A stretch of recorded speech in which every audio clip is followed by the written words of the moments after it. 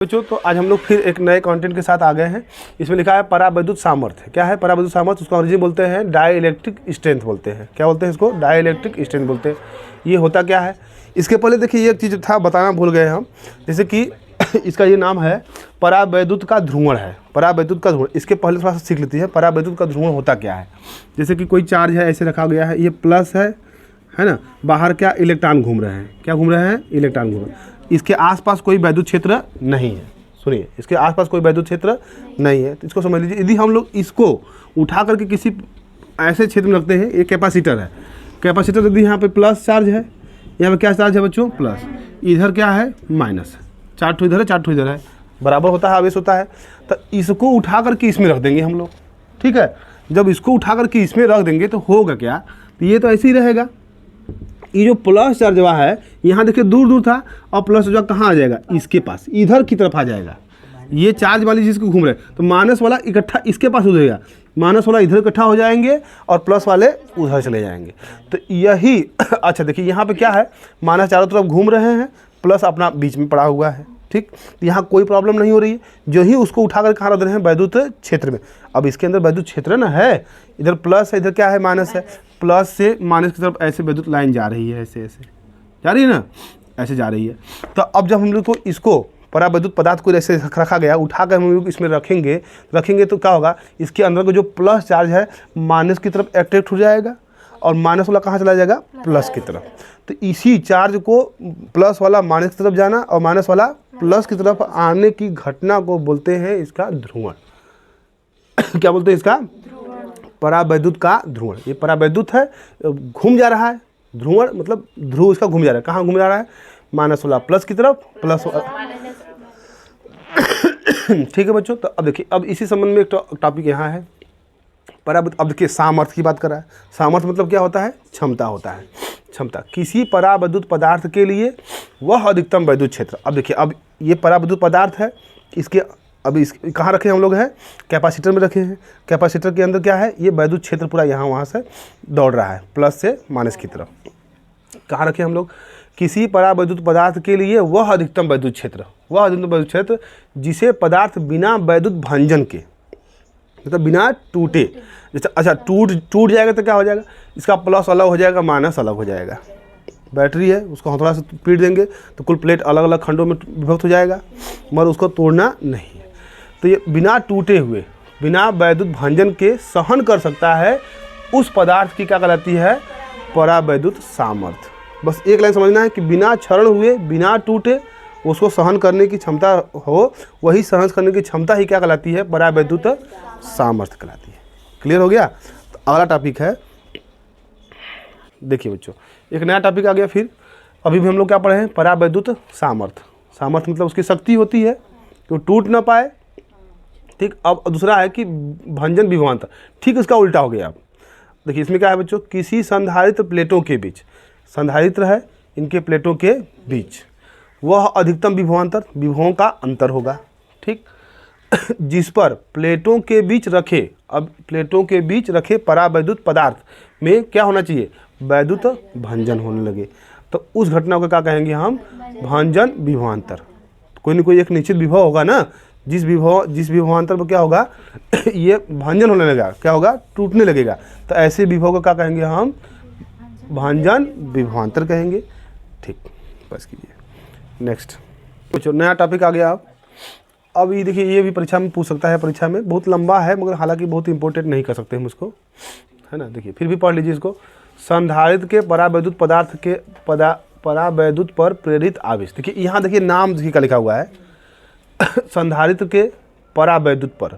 संधारित्र है, इसके अंदर क्या रखा गया है? परावैद्युत पर प्रेरित आवेश। मतलब अब इस पर कितना हम लोग प्रेरित आवेश कर देते हैं, मतलब आवेश उसमें रखने पे कितना आवेश। जैसे कि सिंपल फॉर्म में आप लोग देखे होंगे कभी जाके घर पे आप लोग पेचकस से कहीं काम कर रहे हैं, चुंबक का उसमें है, तो चुंबक का उसमें जैसे कि डिब्बा वगैरह है, ऐसे चुंबक लगा हुआ है, इसमें पेचकस से काम कर रहे हैं, तो चुंबक ये जो पेचकसवा है इसके अंदर भी चुंबक आ जाता है।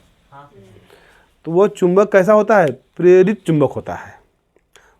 लोहा चुंबक होता नहीं है, चुंबक के साथ रहने से उसके ऊपर चुंबक का गुण आ जाता है। हाँ, तो यही चीज़ देखिए बच्चों यहाँ पर समझाना है कि देखिए कैपेसिटर है, ठीक। कैपेसिटर तो फिक्स है कि इसके ऊपर प्लस होगा, इधर क्या होगा माइनस होगा। अब इसके अंदर हमने क्या रख दिया, एक तो परावैद्युत पदार्थ रख दिया, हालांकि उसके ऊपर भी चार्ज है, कोई भी पदार्थ है तो उसके अंदर तो चार्ज घूम रहेंगे ही रहेगा, मगर अब इसको हम लोग कहाँ रख रहे हैं, वैद्युत क्षेत्र में रख रहे हैं। रखने के बाद तब इसके ऊपर कितना चार्ज आ रहा है वो पूछ रहा है, ठीक है ना, प्रेरित आवेश। अब इस पर कितना आवेश हो रहा है वो पूछ रहा है, ये चीज़ देखेंगे बच्चों। प्लस माइनस, प्लस से माइनस की तरफ होता है वैद्युत क्षेत्र की दिशा क्या होती है, प्लस से माइनस की तरफ होती है। जब उसको हम लोग अंदर रखेंगे तब जो परावैद्युत पदार्थ है इसका क्या हो जाएगा, ध्रुवण हो जाएगा। ध्रुवण करने का मतलब इसके अंदर जो माइनस चार्ज होंगे प्लस की तरफ अट्रैक्ट हो जाएंगे, प्लस चार्ज रहेंगे कहाँ चले जाएंगे, माइनस तरफ अट्रैक्ट हो जाएंगे, ठीक। तो इसके अंदर भी वैद्युत क्षेत्र पैदा हो जाएगा। तो इसके अंदर जो वैद्युत क्षेत्र पैदा होगा तो उसकी दिशा क्या होगी, उसकी भी दिशा प्लस से माइनस तरफ होगी। जब हम लोग बाहर प्लस से माइनस कर रहे हैं तो क्या अंदर प्लस से माइनस नहीं होगा, उसमें भी प्लस से माइनस की होगा, ये प्लस से माइनस की तरफ। तो एक चीज़ यहाँ ध्यान देना है कि ये इसकी दिशा के ठीक क्या है, विपरीत दिशा में है। क्या है, इसके दिशा के ठीक है विपरीत दिशा में है। तो इसका प्लस लेंगे, इसका क्या लेंगे हम लोग माइनस। आइए फिर देखते हैं।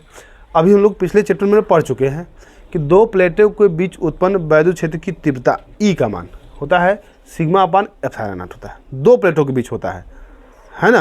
और सिंगल प्लेट में क्या होता है बच्चों, तो भी पढ़े हम लोग हैं। सिंगल प्लेट जैसे कि था, अचालक प्लेट था, इससे यहाँ दूरी पर ई बराबर क्या आया था, सिग्मा अपान 2 एप्सिलॉन नॉट आया था। क्या आया था, 2 एप्सिलॉन नॉट आया था, सिंगल प्लेट के लिए था। मगर अब यहाँ पर क्या लगा दिए हम लोग, डबल लगा दिए। डबल के लिए देख लीजिए बच्चों, तो सिंगल के लिए इतना है तो डबल होगा तो उसका भी हो जाएगा, E2 हो जाएगा, सिग्मा अपान 2 एप्सिलॉन नॉट हो जाएगा। दोनों का परिणाम निकालेंगे हम लोग, E बराबर E1 प्लस E2, तो दोनों को जोड़ देंगे मान रख करके। E बराबर sigma upon 2 epsilon not plus sigma upon 2 epsilon not, E बराबर बटा के 2 एप्सिलॉन नॉट हो जाएगा, ये दोनों कट जाएगा तो सिग्मा प्लस सिग्मा, तो E बराबर हो जाएगा 2 सिग्मा बटा के 2 एप्सिलॉन नॉट, कट जाएगा तो E बराबर क्या मिलेगा, सिग्मा बटा के सिर्फ एप्सिलॉन नॉट। तो एक दो प्लेट के लिए कितना आ जाएगा, सिग्मा अपान एप्सिलॉन नॉट, ठीक। तो ये लिखा गया है, दोनों प्लेट के लिए सिग्मा अपान एप्सिलॉन नॉट हो जाएगा। सिग्मा क्या है, पृष्ठीय घनत्व है, तो इसका फॉर्मूला होता है Q बटा के A।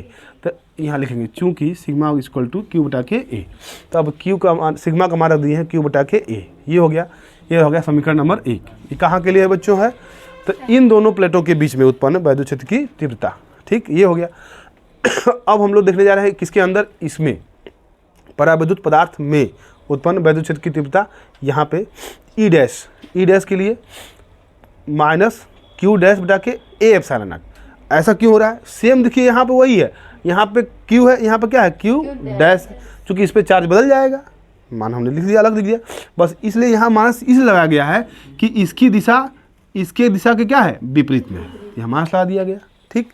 ये रह गया समीकरण नंबर 2, ये रहा समीकरण नंबर 2। अब हम लोग इन दोनों का परिणामी निकालेंगे। इन दोनों का परिणामी बच्चों E बराबर E not plus E dash लिखेंगे, जोड़ दिया गया, ठीक। जोड़ने के बाद E का मान, E नॉट का मान रखा गया है यहाँ से Q बटा के A एप्सिलॉन नॉट, Q बटा के A एप्सिलॉन नॉट, प्लस इसका मान रखा गया है यहाँ से माइनस Q डैश बटा के A epsilon not, minus Q dash बटा के A एप्सिलॉन नॉट, ये रह दिया।